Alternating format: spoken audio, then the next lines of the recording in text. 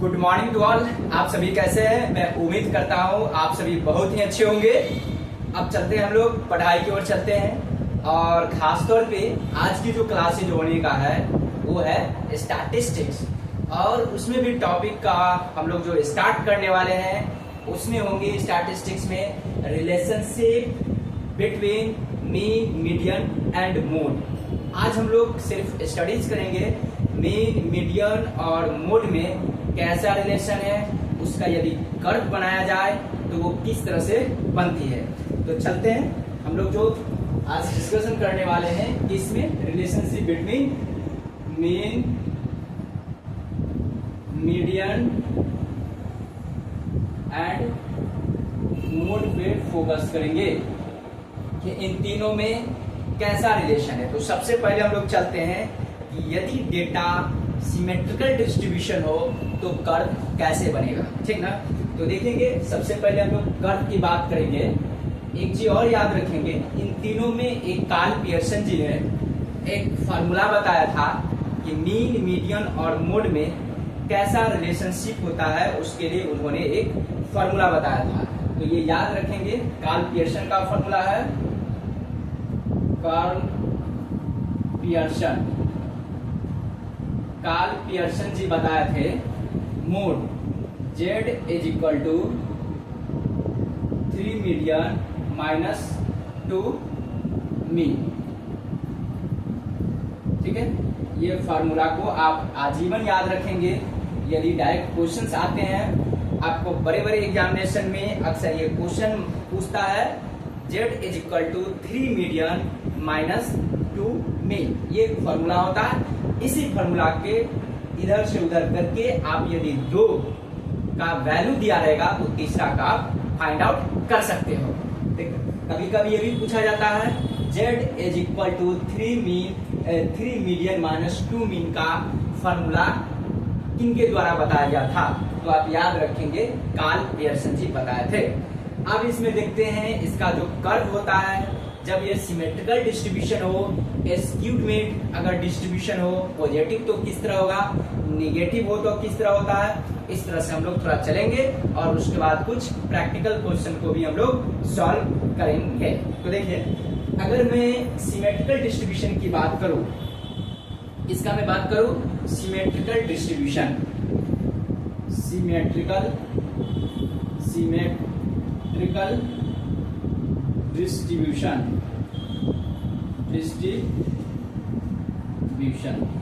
Symmetrical distribution की मैं बात करूं तो अगर ये कर्व की मैं बात करूं, अगर इस तरह से बनती है तो ये इक्वल होता है, जहां पर mean is equal to mode is equal to median के बराबर होता है, वहां पे कर्व जो होता है बेल शेप कर्व आपको होती है। क्या होता है? बेल शेप कर्व होती है। तो ये कर्व जो बनेगा तो देखेंगे कुछ इस तरह से बनेगा। मान के चलिए मैं ऐसे अगर लेता हूं, सीधा के लिए मैं बता रहा हूं आपको, ठीक ना। ये रहेगा आपको बेल शेप कर्व रहेगा, ठीक ना। कुछ इस तरह से रहेगा बेल शेप कर्व। क्या रहेगा? बेल शेप कर्व, यानी कि बेल शेप कर्व का मतलब ये हुआ ये घंटाकार रहेगा। Bell shape SEPD curve, shape curve, ये घंटाकार रहेगा। कब? जब डेटा सिमेट्रिकल डिस्ट्रीब्यूशन में हो। यहाँ पे आपको होती है मीन इज इक्वल टू, यहाँ पे क्या होता है, mean is equal to median is equal to mode. यहाँ पे तीनों इज इक्वल टू होता है। यह हमेशा याद रखेंगे। बड़े बड़े जितने भी UGC नेट का एग्जामिनेशन हो या कॉमर्स से रिलेटेड कोई भी एग्जामिनेशन हो, अक्सर पूछे जाते हैं कि सबसे पहले सिमेट्रिकल डिस्ट्रीब्यूशन में जो Z is equal to 3 median minus 2 mean जो होती है वो किनके द्वारा दिया गया था? कार्ल पियर्सन के द्वारा दिया गया था। जब डेटा सिमेट्रिकल डिस्ट्रीब्यूशन हो तो यहाँ पर मीन, मीडियन और मोड का कैसा रिलेशन होगा? यहाँ पर ग्रेटर देन, लेस देन देगा, इक्वल टू देगा। तो ये आप याद रखेंगे, ठीक है। अब होती है स्क्यूड, मतलब स्क्यूड का मतलब स्क्यूड डिस्ट्रीब्यूशन में झुका हुआ। अब बातें रहा झुका हुआ, या तो इधर हमेशा याद रखेंगे, इधर का जो भी चीजें होती है वो पॉजिटिव होती है, इधर जो भी जाएगा वो माइनस में होती है। इधर अगर झुका हुआ है तो उसको हम लोग बोलेंगे निगेटिव एस्क्यूड डिस्ट्रीब्यूशन। अगर इधर की ओर झुका होगा तो क्या होगा, पॉजिटिव एस्क्यूड डिस्ट्रीब्यूशन होगा। ठीक ना, तो आप इस तरह से याद रख सकते हैं। ठीक ना, आप देखिए तो इसमें क्या होगा, पहला ये रहा केसेज, ठीक ना, सिमेट्रिकल। अब होता है सिमेट्रिकल मतलब इक्वल होगा, वेल शेप घंटाकार होगा। ठीक ना, एक होता है एस्क्यूड मतलब झुका हुआ, तो झुका हुआ आपको इधर भी जा सकती है और इधर भी जा सकती है। ठीक ना, अब देखेंगे तो दूसरा क्या होगा कॉन्सेप्ट, अगर दूसरी कॉन्सेप्ट की मैं बात करूंगा तो यहाँ पे क्या होगा, एस यानी कि पॉजिटिव की बात करूंगा पहले, पॉजिटिव एस्क्यूड डिस्ट्रीब्यूशन,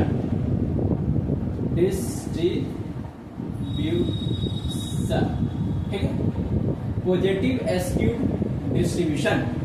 पॉजिटिव का मतलब प्लस, जिसका झुकाव इधर की ओर होगा, ठीक ना, उसको पॉजिटिव बोलेंगे। यहाँ पर x से बड़ा होगा मतलब कि मीन से बड़ा मोड, मोड से मीन से बड़ा मीडियन और मीडियन से बड़ा मोड होती है। इस चीज को हमेशा याद रखेंगे। तो देखेंगे मैं अगर इस तरह से अगर फिर कर्व में बनाऊं, ठीक है, अगर मैं कुछ इस तरह से कर्व में बनाऊंगा तो यहाँ पर देखिए क्या होने का है, वो जरा आप देखेंगे। ठीक ना, ये इस तरह से आपको इस तरह से कर्व करके होगा। यहाँ पे क्या होने का है, जैसे देखिए यहाँ अगर मैं ले रहा हूं 1, ठीक,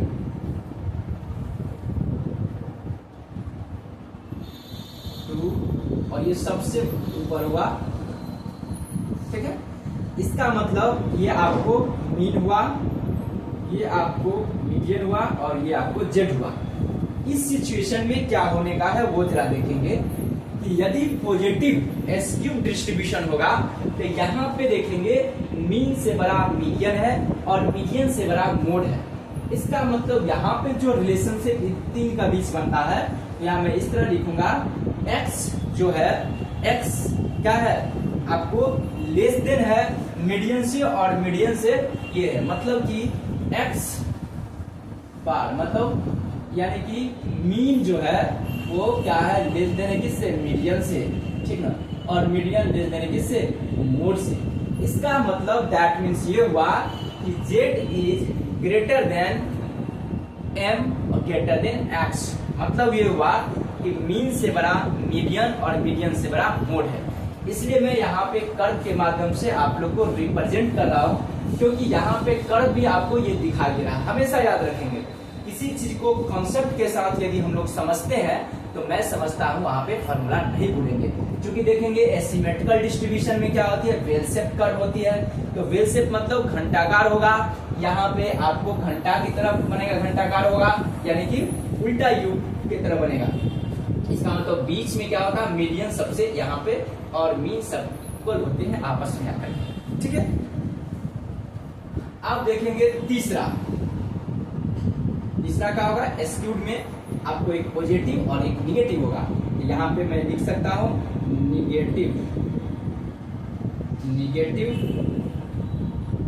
निगेटिव एस्क्यूड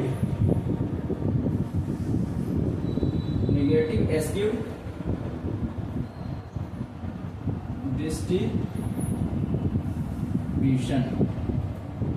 निगेटिव एस्क्यूड डिस्ट्रीब्यूशन में अब क्या होगा, ये इधर की ओर झुकाव होगा। निगेटिव मतलब इधर की ओर आपको झुकाव होगी। तो देखेंगे यहाँ पे कैसे बनेगा। ये तो कर्व मैं तीनों को सेम दूंगा, सिर्फ झुकाव इधर की ओर मैं दूंगा। ठीक है, तो वो देखेंगे आपको ऐसे करके, ये जो है इसको उल्टा में कर देता हूं। बात समझ में आ रही है? वो देखिए आपको कुछ इस तरह से ऐसे चलेगा, मतलब इधर की ओर ज्यादा झुका होगा। अगर मैं और थोड़ा सा बड़ा कर दूं तो वो ज्यादा ही बेस्ट होगा। मतलब ये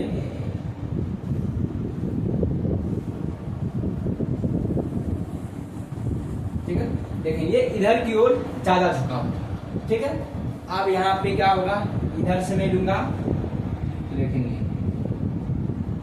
यहाँ पे जाएगा, यहाँ और यहाँ, ठीक ना। थोड़ा सा और मैं इसे कर दूँ, थोड़ा सा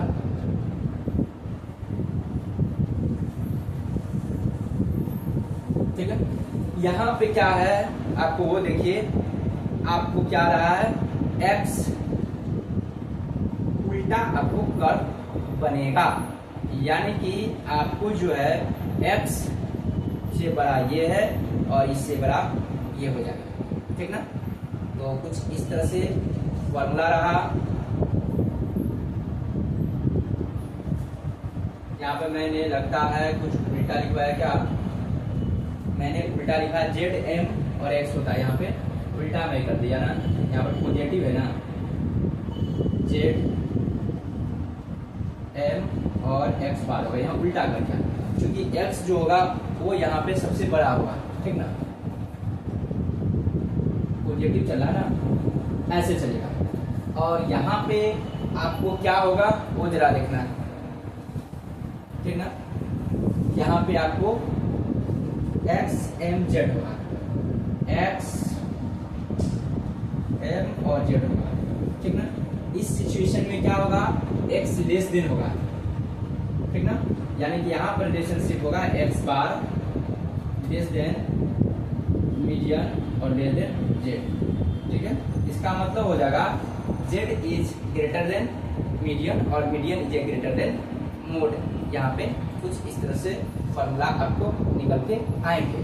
तो आई होप आपको बातें समझ में आ गई। अब इस फॉर्मूला के बेसिस पर मैं एक दो सम करवाता हूँ और मैं एक बुक में से क्वेश्चन लेता हूँ। तो देखिए मैं एक बुक लेके आता हूँ जिसमें कि आपको सम होगा। पहले मैं एक देख लेता हूँ क्या मैंने जो बताया वो आप लोग को दिखाई दे रही है, एकदम दिखाई दे रही है। तो देखिए यहाँ पे क्वेश्चन कहता है if mode is 18 and median is 21 calculate the value of mean. आपको मीन निकालनी है जिसमें कि आपको मोड दे रखा है, ठीक ना। क्वेश्चन मैं ले रहा हूँ यहाँ पर स्पेस से मैं यहीं पर सॉल्व कर दे रहा हूँ। आपको मोड इज इक्वल टू दे रखा है कितना 18 है, मोड इज इक्वल टू कितना है, मोड एंड मीन कहता है mode is 18 and median is 21 और आपको मीडियन इज 21 है। तो आपको मीन को फाइंड आउट करनी है, ठीक ना। तो मीन को फाइंड आउट यही फॉर्मूला हम लोग पुट करते हैं। तो क्या होगा z is equal to 3 median minus 2 mean, ये हो गया। z का वैल्यू है तो मैं z के जगह पुट कर दूंगा। मीडियन है तो मैं यहाँ लिख देता हूँ 21 गुने 3 माइनस 2x बार, ठीक है। अब ये होगा 18 इज इक्वल टू 21 दिया 63 माइनस 2x बार, ये हो गया। अब क्या होगा इसमें से मैं इसको लेस कर दूंगा तो minus 2x bar is equal to कितना होगा। तो आप देखेंगे इसको यही मैं छोड़ दिया तो 18 में से यानी कि 18 माइनस 63, ठीक ना। तो 2x bar is equal to कितना होंगे, 63 में से 18 जाएगा तो 45 माइनस 45, यहाँ माइनस, ये माइनस माइनस कट जाएंगे तो x bar is equal to 45/2। तो x bar is equal to 22.5, ये आपको आंसर निकल के आ जाएंगे, ठीक है। मैं एक बार देखता हूँ क्या आंसर सही एकदम करेक्ट है। आप लोग भी इस तरह से फाइंड आउट करते चलेंगे और हमें बताएंगे क्या आपको समझ में आया। मैं इस चीज को मिटा रहा हूँ, एक और प्रैक्टिकल में सम लूंगा ताकि आप लोग और क्लियरिटी हो जाएंगे, ठीक ना। और इस तरह से आपको दे सकता है कि क्या वो जो डिस्ट्रीब्यूशन है क्या सिमेट्रिकल डिस्ट्रीब्यूशन है, क्या वो पॉजिटिव स्क्यूड है या नेगेटिव स्क्यूड है। तो इस डेटा से आप देख सकते हैं यहाँ पर क्या है, आपको मीडियन सबसे बड़ा है, उसके बाद आपको मोड है, उसके बाद है मीडियन है, मोड है। इसका मतलब ये डिस्ट्रीब्यूशन कौन सा है, तो ये डिस्ट्रीब्यूशन आपको क्या आ गया, तो पॉजिटिव स्क्यूड डिस्ट्रीब्यूशन, चूंकि x ग्रेटर देन m और m ग्रेटर देन z, ठीक है। इस तरह से आप फाइंड आउट कर सकते हो। मैं एक और क्वेश्चन लेके आ रहा हूँ, देखिए क्या कहता है calculate the mode when mean is 14 and median is 16.5। आपको इस क्वेश्चन में दे रखा है, आपको मीन यानी कि x bar is equal to कितना है, x bar is equal to 14 और मीडियन 16, ये हो गया 14 और m इज इक्वल टू 16.5 है। आपको फाइंड आउट करनी है मोड, यानी कि आप बताओ z is equal to what. ठीक है, मैं फिर से फॉर्मूला सेम पुट करूंगा, तो z is equal to 3 median minus 3 mean. ठीक है, मैं पुट करूंगा। अब देखेंगे यहाँ पे मीडियन का मोड का वैल्यू नहीं है, इसको ऐसे ही रखूंगा। 3 इंटू कितना हो जाएगा सी, तो 16.5 इंटू 3 माइनस 2 इंटू मीन का वैल्यू दिया हुआ है 14। ठीक ना, z इज इक्वल टू कितना होगा, 16 48 अडेर 49.5 माइनस यानी कि 28। ठीक है, समझ में आ रहा होगा। तो z इज इक्वल टू कितना होगा, 49 में से 28 जाएगा तो 21.5 यानी कि 21.5 होगा। यहाँ पर देखेंगे यदि वो बोलेगा ये जो डिस्ट्रीब्यूशन किस प्रकार की है, तो सबसे पहले देखते हैं, आप एक कंपैरिजन करेंगे। यदि मैं बताता हूँ सिचुएशन 1 जब होती है, यानी कि mean is equal to median और इज इक्वल टू जेड होता है, तो डेटा क्या होता है, सिमेट्रिकल डिस्ट्रीब्यूशन, यानी कि सिमेट्रिकल डिस्ट्रीब्यूशन। ठीक है, दूसरा होती है यदि मेरा, इसको हमेशा याद रखेंगे, मीन ए ग्रेटर देन मीडियन होगा और ग्रेटर देन होगा मोड, तो ये क्या होगा, पॉजिटिव, क्या होगा, पॉजिटिव एस क्यूब डिस्ट्रीब्यूशन, ये हो गया। अगर मानकर चलेंगे यदि x bar less than median और लेस देन जेड होगा, ये होगा निगेटिव, यानी कि निगेटिव एस क्यूब डिस्ट्रीब्यूशन। आप देखेंगे इन 3 कॉन्सेप्ट में से कौन सा ऐसी कॉन्सेप्ट है जिसको ये क्वेश्चन फॉलो कर रही है। ठीक है, इस तरह से आपको याद रखेंगे। देखेंगे यहाँ पे क्या है, जेड 21 है और उसके बाद मीडियन क्या है, 16 है और मीन कम है, इसका मतलब लेस देन वाला है, यानी कि ये फॉर्मूला ये कंसेप्ट कर रहा है। इसका मतलब क्या है, मीन लेस देन क्या है, मीडियन, और मीडियन से भी लेस देन क्या है, मोड है, यानी कि आपको यहाँ पर जेड सबसे बड़ा है, उसके बाद मीडियन है, उसके बाद मीन है। इस कॉन्सेप्ट से हमें ये पता चलती है कि मीन, मीडियन और मोड का हम लोग जब भी कंपैरिजन करेंगे तो मीडियन हमेशा बीच में होगी, कभी जेड उधर होगा तो कभी एक्स इधर होगी, यही हो सकता है। लेकिन मीडियन इससे ये भी साबित करती है, क्योंकि हम लोग पढ़े थे median is middle most value होती है, वो बीच की वैल्यू होती है। इसलिए देखेंगे रिलेशनशिप को भी हम लोग जब स्टडीज करते हैं, इस स्टडीज से हमें ये भी पता चलती है कि मीडियन बार बार क्या होती है, बीच में आती है। ठीक ना, एक्स बार अर्थात मीन और जेड मतलब ये मोड जो होता है कभी ग्रेटर देन और लेस देन होती है, लेकिन मीडियन का अपना प्लेस इन मिडिल है तो हमेशा मिडिल में ही होती है। इस क्वेश्चन को, इस कॉन्सेप्ट को हम लोग को स्टडीज करने के बाद अपने लोग से यही एक कंक्लूजन अर्थात निष्कर्ष निकलता है कि जब भी होगा, अगर एग्जामिनेशन में यदि एमसीक्यू बेस पे क्वेश्चन करती है तो दिया रहेगा, अगर कोई भी चीज डेटा अगर कुछ ऐसे करके दिया रहेगा, सपोज दैट अगर x bar is equal to दे देगा, सपोज दैट 10 दे देगा, ठीक ना, मीडियन इज इक्वल टू दे देगा 12 दे देगा, ठीक ना, और मोड इज इक्वल टू आपको 8 दे देगा, तो कहेगा क्या ये जो सीरीज है क्या ये करेक्ट है, तो बिल्कुल करेक्ट नहीं है, ये 100% इनकरेक्ट सीरीज है। क्यों? क्योंकि मीडियन जो होती है हमेशा मिडिल में होगी, यानी कि एक्स बार और जेड के बीच में मध्य में होगा, अर्थात ये संभव है 10 से और 8 के बीच 9 हो सकता है, ठीक ना, 10 और 8 के बीच 9 हो सकती है, यानी कि 8.5 हो सकती है, इससे ऊपर और इससे नीचे ही होगा जब भी होगी तो, ठीक है, ये आप हमेशा याद रखेंगे।